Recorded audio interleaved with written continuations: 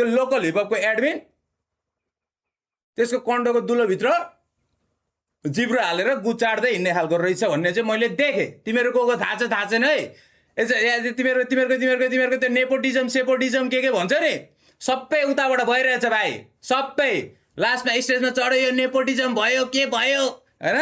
छोड्दे भाइ त्यो कुरै छोड्दिन। जेसुकै होस् तिमीहरूले थाहा पाइसकिस् क्या त्यो एउटा चाहिँ ओभर बायस छ भाइ, ओभर बायस छ। हामीले सबले थाहा पाइसक्यौँ भाइ तेरो चुत्यापन्दी। अनि तेरो पछाडि कसले चलाउँछ तँलाई कसको आधारमा चल्छस् त्यो पनि चुत्यापन्दी हामीले सबैले देखिसक्यौँ भाइ, बुझिरहस्। तर त्यो छोड्दे भाइ त्यो सानो कुरा भयो। तर यिनीहरूले मलाई अनि पुरा त्यहाँ लगेर चाहिँ इसको झापालिसको चाहिँ फेभरेट ऱ्यापरहरू यो रहेछ 5 जना भनेर होइन भाइ। 5 जना मलाई के गरेको थियो, 5 जना मलाई लिस्ट दिएको थियो। दाइ यिनीहरूलाई चाहिँ 1 to 5 अर्डरमा राख्नु पर्यो भने कसरी राख्नुहुन्छ भनेर मलाई सोधेको थियो। अनि मैले एन्सर दिएको थिएँ। तर त्यहाँ गएर त्यसले अघि दिन पुगिसक्यो हो।